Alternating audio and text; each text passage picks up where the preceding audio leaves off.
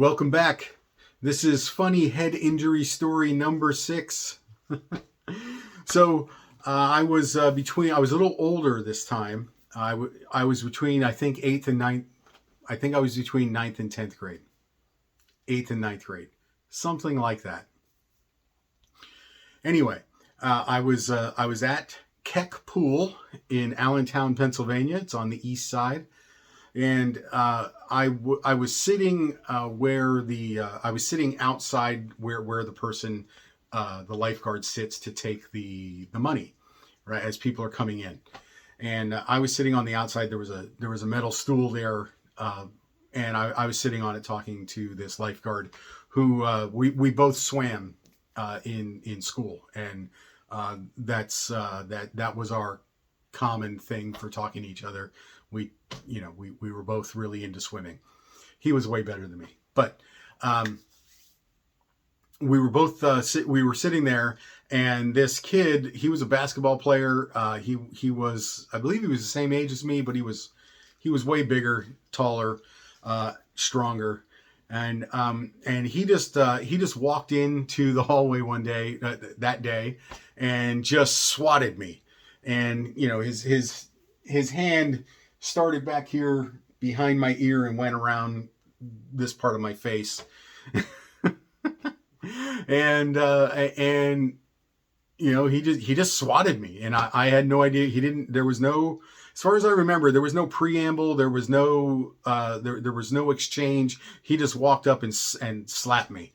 And I got off the stool. I was already a little fuzzy headed. My ear was ringing. I was angry, and he's yelling at me. He's telling me he's going to beat me up, and I was like, "He already did." But I'm just looking at this monster, going, how am I going to fight this guy? And so I did something really stupid, and I grabbed the metal chair that was between us, and I tried to push him away with it, and he just took it out of my hand like I was a little kid, and he swung it like a baseball bat, cracked me. And then he punched me in the face a couple of times, and he gave me this nice little souvenir for the rest of my life. And this was the story when I was spitballing with one of my kids. I said, "Hey, I think this would be a really good idea to tell these head injury stories where I never went to the hospital and got checked out to see if I had a brain injury." This was the story that my middle child was like, "Hey, are you going to tell the story where you got hit in the face with a chair?" And I asked, "When did I get hit in the face with a chair?" Well, this was that story. And it ended up, the lifeguard yelled at this kid, told him to get out of the pool or he was going to call the police, and the kid left. He kicked my bike a couple of times. And he said some things to me pretty angrily. I had said some things pretty angrily as I was running away, because I was tired of getting punched in the face with no ability to defend myself. So and then he left, and we never even talked about it again. We saw each other a lot after that, but it was just over.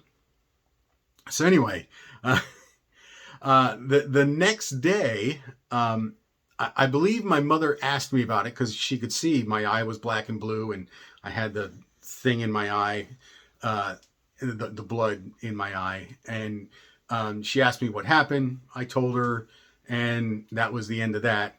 And then I had a baseball game that night. And when I went to the baseball game, my coach said, "What happened to your eye?" And I said, "Well, so-and-so picked a fight with me and beat me up." And he said, "Well, that's not a guy you want to tangle with." And I said, "Well, I didn't start it. I didn't try to fight him. He just came at me." And he said, "Okay, well, are you going to be ready for the game tonight?" And that was it. That was all the concern I got. As long as I was ready for the game, that's all that mattered. And we moved on. Nobody ever thought, I don't think it entered anybody's mind. Wow, look at that ugly thing in his eye. Look at the big swelling and black and blue eye. We should get him checked out, see if anything else is wrong. Nobody ever thought it. And to this day, this is my weaker eye. I wear glasses. And this prescription is far stronger than this prescription. Anyway, I don't know if this had anything to do with it or not, but there you go. There's episode number 6 of me having a head injury and nobody thinking, hey, let's get this kid checked out. He's had a lot of head injuries. Maybe we should make sure everything's okay. Anyway, there you go. Hope you have a great night.